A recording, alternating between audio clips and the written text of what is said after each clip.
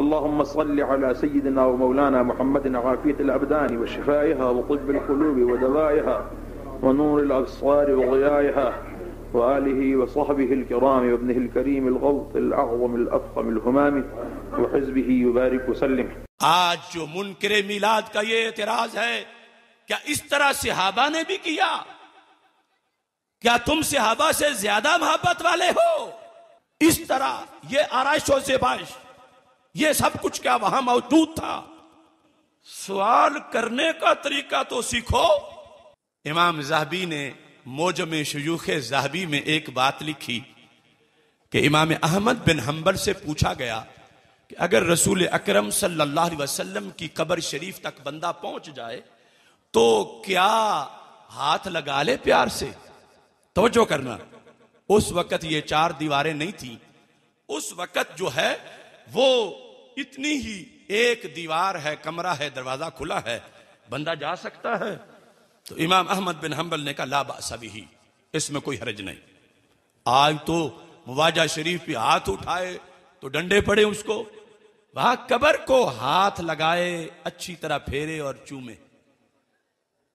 ये हम्बली मजहब है, वहां भी हम्बली नहीं है। इमाम अहमद बिन हंबल सुन्नी है, काला बासा भी। सनद से इमाम ज़हबी ने हजरत इमाम अहमद बिन हंबल के बेटे की सनद से ये लिखा। अब ये लिखने के बाद अजीब सवाल ज़हन में आया, हल्ला फ़अला ज़ालिका सहाबा, तो कहते हैं क्या ये काम सहाबा ने भी किया? कौन सा काम? सरकार की कब्र शरीफ को हाथ लगा के चूमने वाला। कि अगर कोई पूछे क्या ये काम सहाबा ने भी किया, तो इसकी दलीलें अलग हैं कि सहाबा ने भी किया। लेकिन इमाम ज़हबी इतनी पते की बात कह गए, क़यामत तक कोई रद्द नहीं कर सकता। आपने कहा होश करो, हर बात में हम बाद वालों को सहाबा के बराबर ना तोलो, हमारी हैसियत भी देखो, हमारी कमी भी देखो। कहते हैं जिन लोगों ने अपनी आंखों से सरकार का दीदार किया हो, अपने होंठों से महबूब के हाथ चूमे हो, सरकार का लुआबे दहन माथे पे लगाया हो, सरकार के हाथों से मुंह मुबारक खुद वसूल किए हो, वो अगर कब्र शरीफ को हाथ ना भी लगाएं तो कोई बात नहीं, उन्होंने खुद सरकार के हाथ तो चूमे हैं। और हमें जब ये मौका नहीं मिला तो फिर फरमाया तुम सिर्फ हाथ लगाने की बात करते हो। इमाम ज़हबी ने कहा हम तो कब्र से मुआनका भी करेंगे। ये कमी है, महरूमी है हमारी, कि उनसे सबकत नहीं, ये महरूमी है और हम उसको दूर करना चाहते हैं। आम इंसान नहीं, इब्ने तैमिया के शागिर्द हैं लेकिन हैं सुन्नी। मोजम शुयूख में अपने असातिज़ा में उन्होंने इब्ने तैमिया का भी जिक्र किया है। आला हजरत बरेलवी रहमतुल्लाह अलैह ने फतावा रिजविया में इसी बुनियाद पर इनकी तहसीन की है। और अस्मा और रिजाल में हर फिरका सिवाय रवाफिज की इनको अपना इमाम मानता है। और इसमें उसूल में आम देहाती को भी ये बात समझ आएगी, इस तरह के आगे समझा भी सके। सहाबा किराम रज़ी अल्लाह तआला अन्हुम दीन की असल हैं और हम दीन की फरा हैं। मैं कहता हूं वो है असल और हम हैं फरा।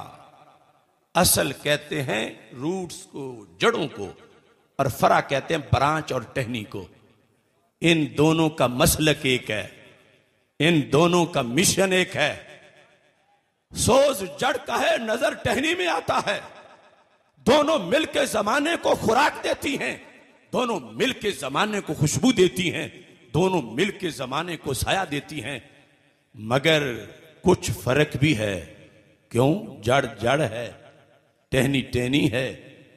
मसलक एक होने का यह मतलब नहीं कि टहनी जड़ बन जाए और जड़ टहनी बन जाए और दोनों का जो फंक्शन है वो एक तरह का हो। नहीं, ये तुम सब देहाती जानते हो और सारे लोग ही दरख्त तो जानते हैं कि जड़ नीचे जाती है और टहनी ऊपर आती है। जड़ दबी हुई होती है, टहनी नंगी होती है। जड़ फिक्स होती है और टहनी वजद भी कर लेती है। और जड़ पे कोई पत्ता नहीं होता और टहनी जिंदा हो तो पत्तों से खाली नहीं होती। आज जो मुनकरे मिलाद का ये एतराज है, क्या इस तरह सहाबा ने भी किया? क्या तुम सहाबा से ज्यादा मोहब्बत वाले हो? इनका ये कहना उस नाम निहाद दानिश्वर जैसा है जो किसी दरख्त की टहनी को पकड़ के ताने देना शुरू हो गया। क्या टहनी तू तो बिदती हो गई। उसने कहा मैं ही तो 24 घंटे जड़ की खिदमत में हूं और जड़ छुप गई है सामने मैदान में, मैं ही हूं। असल वो है मगर इस वक्त तो उसकी तर्जमान मैं हूं। फल पकता है तो रोड़े जड़ को नहीं मुझे ही लगते हैं। असल वो है, असल मेरी जड़ है, मैं तो उसकी फरा हूं। मुझ पे ही ताने हो रहे हैं कि तुम्हारा रस्सा ही बदल गया है जड़ से, तुमने कोई और मसलक बना लिया है। टहनी ने कहा कोई दलील तो दो मेरे बिदती होने की। तो कहता है दलील तो वाजे है कि तेरी जड़ ने जो पत्ते कभी नहीं निकाले थे, तूने ये नए काम क्यों शुरू किए? समझो तो सही अहमकों की दलील कि तुझ में और तेरी जड़ में फर्क है। क्यों? उसने पत्ते नहीं निकाले थे, तूने पत्ते क्यों निकाले? लिहाजा तू और है, जड़ और है। और इधर ये कह रहे हैं सहाबा ने ये अराइशो ज़बाइश नहीं की थी, तुमने की। वो और हैं, तुम और हो। तो हमारे बोलने से पहले टहनी बोल गई, नाम निहाद दानिश्वर तू मेरे पत्तों को बिदत की दलील बता रहा है। याद रख, पत्ते उसके नहीं होते जिसकी जड़ नहीं होती। जिसकी जड़ होती है उसके पत्ते जरूर होते हैं। तो मैं बबांगे दुहल कह रहा हूं, क़यामत तक कोई जवाब नहीं दे सकेगा इंशाअल्लाह। सहाबा ने जड़ के अंदाज में मीलाद मनाया है, हमने टहनी के अंदाज में जश्न सजाया है। और ये हर पत्ता इन्हें ताना दे रहा है जो हमें बिदती कहने का इल्जाम लगाते हैं। हर पत्ता कहता है झूठो, तुम इन्हें बिदती कह रहे हो जिनकी जड़ें सलामत हैं। अब देखो ना, बहार आती है खजा के बाद, तो आज तक कभी ऐसा भी हुआ ये बड़ी उम्र के बुजुर्ग बैठे हैं कि बहार आई हो और उस साल दरख्तों ने नागा कर लिया हो कि महंगाई बड़ी है पत्ते नहीं निकालते, या मुफ्ती को जवाज का फतवा दे तो फिर निकाले।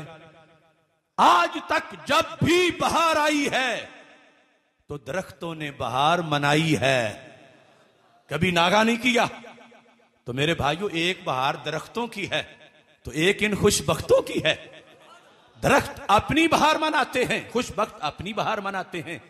और दरख्तों की बहार के वक्त हर दरख्त, छोटा हो या बड़ा, पौधा हो या दरख्त, वो बहार में शरीक जरूर होता है।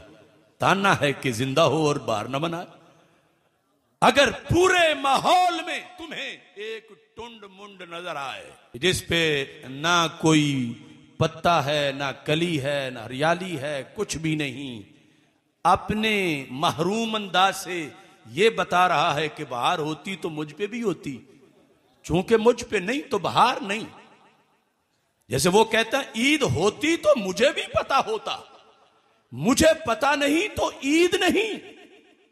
वो टुंड कह रहा था बहार होती तो मुझ पे भी होती। मेरे घर तो सफे मातम है, मैं कैसे बहार मान जाऊं? तो क्या बहार की दलील कमजोर है?